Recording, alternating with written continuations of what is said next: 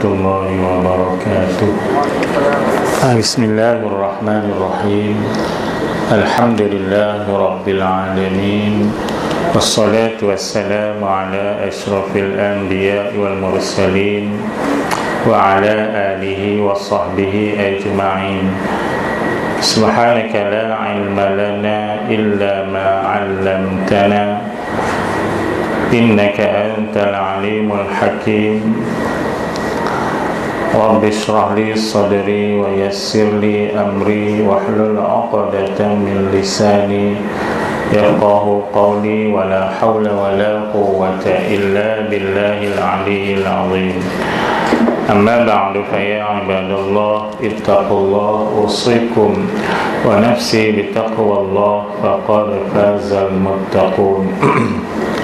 Yang bahagia Dr. Mazlan selaku pengerusi pusat pengajian Darul Wahdah, mak puan, seisi keluarga, para hadirin yang dirahmati Allah Subhanahu wa taala, tetamu majlis sambutan Maulidur Rasul sallallahu alaihi wasallam 1442 Hijriyah. Mudah-mudahan kita semua diberkati Allah, dirahmati Allah, dan termasuk dalam kalangan orang yang dirindui oleh Rasulullah sallallahu alaihi wa alihi wasallam. Jadi kita sempena dengan kita nak menyambut Maulid Rasul ni, eloklah kita berselawat sama-sama ke atas baginda Nabi sallallahu alaihi wasallam. Jadi kita berselawat ramai-ramai, insyaAllah. Ikutlah, kalau ikutlah, saya ingat yang ni senang kita baca selalu.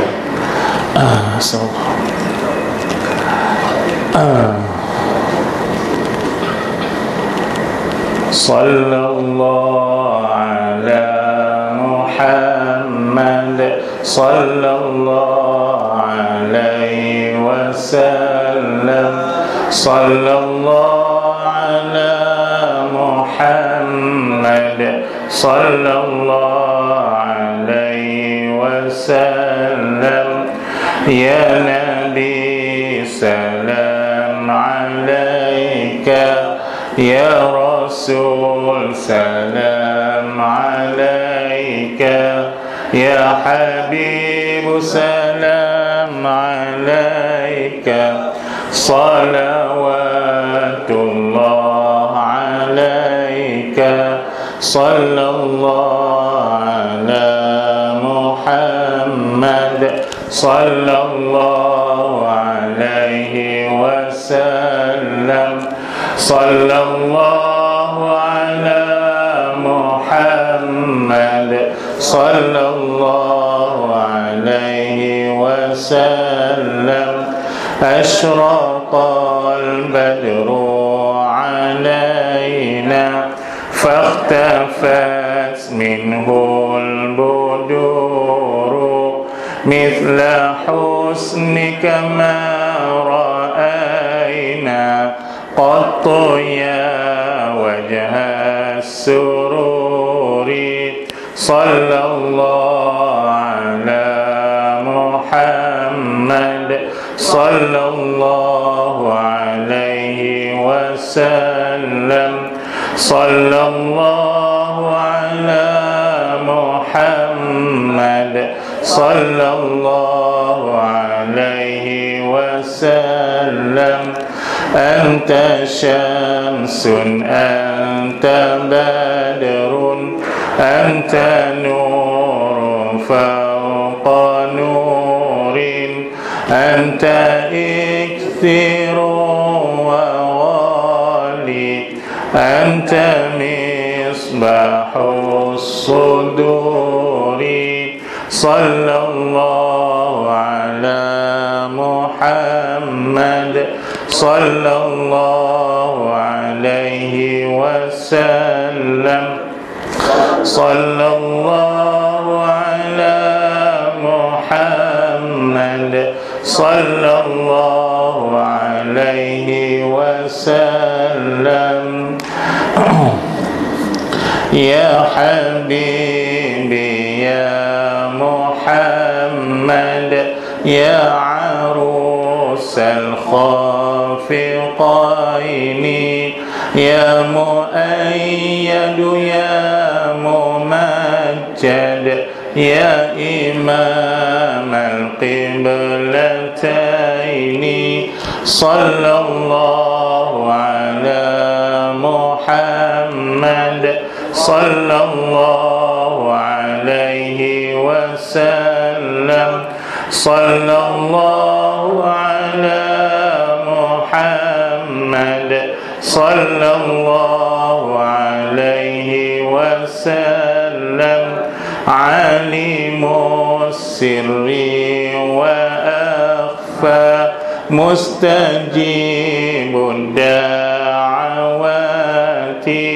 رب ارحمنا جميعا بجميع الصالحات صلى الله على محمد صلى الله عليه وسلم صلى الله على محمد صلى الله عليه وسلم وصلاة الله على أحمد عند تحرير السطور أحمد الهادي محمد صاحب الوجه المنير صلى الله على محمد صلى الله عليه وسلم صلى الله على محمد صلى الله عليه وسلم اللهم صل وسلم وبارك عليه. Alhamdulillah, bersyukur kita kepada Allah Subhanahu wa taala kerana pada pagi yang sejuk ini, pagi yang barakah ini, kita dapat sama-sama berkumpul dalam satu majlis yang sangat dibanggakan oleh para malaikah yang kita pasti mereka akan bersama-sama dengan kita dalam majlis yang seumpama ini. Walaupun kita tak nampak para malaikat itu, tapi ada dalam hadis yang menyebut bahwasanya malaikat dia akan meraihkan majlis-majlis yang seumpama ini. Kalau majlis ilmu pun malaikat hamparkan sayapnya untuk meraihkan orang-orang yang menuntut ilmu, apatah lagi majlis yang dalam majlis ini kita bertujuan untuk memperingati baginda Nabi sallallahu alaihi wasallam. Jadi tuan-tuan dan puan-puan, tujuan kita nak sambut Maulid ni bukanlah semata-mata kerana bulan Rabiul Awal. Bukan kerana dah datang Rabiul Awal kita sambut Maulid, itu saja. Tapi sebenarnya lebih besar daripada itu, lebih penting daripada itu, dan lebih agung daripada itu, kerana kita nak memperbaharui cinta kita kepada Nabi sallallahu alaihi wasallam. Tadi doktor baca tu saya ingat bagus juga. Kalau doktor baca panjang lagi seronok. Kan saya rehat sikit kan. Tapi isi dia tu yang penting. Bagaimana Nabi itu rindu kepada kita. Tuan-tuan, Nabi itu rindu pada kita. Bukan rindu berkala nak abang lagi. Kita ni duk ada lagi ni cinta berkala.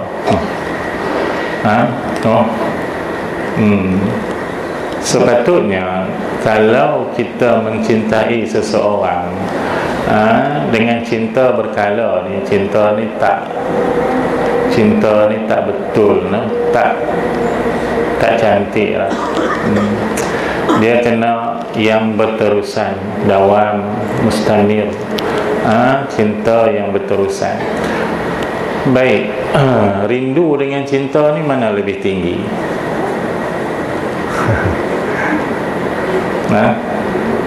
Rasa-rasa boleh dah bagi jawapan sendiri, no? Rindu dengan cinta ni tentulah lebih tinggi rindu daripada cinta, no? Al-muhibbu wal-ashiqu. Asyik, rindu ni dipanggil al-ashiq. Kalau orang yang mencintai dipanggil al-muhibbu. Maka tentulah rindu itu lebih tinggi daripada cinta. Sebab tu bila disebut tadi Nabi itu rindu pada kita, maknanya bukan saja Nabi dah cinta sayang kepada umat dia, tapi bahkan rindu pula pada umat dia. Bukan saja sahabat-sahabat yang telah bersama berjuang dengan baginda tu Nabi rindu pada mereka, bahkan kita yang tak pernah tengok Nabi, tak pernah jumpa Nabi kan, tapi Nabi rindu pada kita. Cuma kita je kurang rindu pada Nabi SAW. Ni kena mengakulah, sesuatu action lah. Memang sungguh kadang-kadang kita ni tak berapa nak rindu pada Nabi, no? Majlis sambutan Maulid Rasul pun sama je dengan majlis lain. Mana ada ramai macam majlis pampir ke apa. Pokok lah, kenuri pun ramai lagi kan. Tapi kalau majlis Maulid Rasul ni, saya ingat lah ni pun dah jadi biasa-biasa aja. Orang tak anggap benda ni satu benda yang hebat. Sedangkan tuan-tuan dan puan-puan, kalau kita ada perasaan rindu pada Nabi, yang kata rindu tu, dia dengar tu, seminggu lagi dengar berdebar lah kan. Kalau nak jumpa orang kita rindu sangat-sangat, nak jumpa orang kita sayang sangat-sangat, seminggu lagi dudak kan. Tapi kita tak. Sebab apa? Kerana kita tidak mengetahui dengan sebenar-benarnya nilai Nabi kita sallallahu alaihi wasallam. Kita tak dapat gambaran yang sebenar tentang kemuliaan Nabi sallallahu alaihi wasallam. Dan kita terlupa mungkin kerana sifat kita ini, iaitu bagaimana kita ini akan bergantung, berhajat dan berjasanya Nabi kepada kita itu sampai nanti di hari akhirat. Kita ada ikatan dengan Nabi yang tak boleh kita pisahkan. Terutamanya keperluan kita kepada syafaat baginda Rasulullah sallallahu alaihi wasallam nanti di sana. Di sana nanti, tuan-tuan, di sana suasana yang berbeza dengan suasana di dunia. Huru-hara kiamat padang mahsyar ini, huru-hara yang tak pernah kita bayangkan pada hari ini. Yang bila mana kita mendapat syafaat Nabi SAW baru rasa tenang. Kalau tidak, semua kita akan gelisah, tuan-tuan dan puan-puan dimati Allah Subhanahu wa taala. Maka sebab itu kita bila sambut Maulid Rasul ni, isi dia, di antara isi dia ialah kita menyebut tentang Nabi, kita berselawat kepada Nabi SAW dengan bertujuan untuk membangkitkan kembali rasa cinta kita kepada Nabi SAW. Kerana apa? Bila kita tidak mengetahui peribadi seseorang itu dengan lebih mendalam, tak timbul rasa sayang pada orang tu, betul tak? Tak kenal, tak kenal, tak cinta, no? Ni memang pepatah yang tepat lah, betul lah, pepatah orang Melayu pun betul, no? Sebab tu kalau kita nak cinta, kena kenal, betul tak? Tiba-tiba datang cinta tak kenal apa, something wrong. Duduk tak duduk boleh cinta tak kenal apa-apa. Dia mesti kena kenal dulu. Dan bila kenal dengan tersangat kenal, baru cinta tu lebih kuat dan lebih mendalam.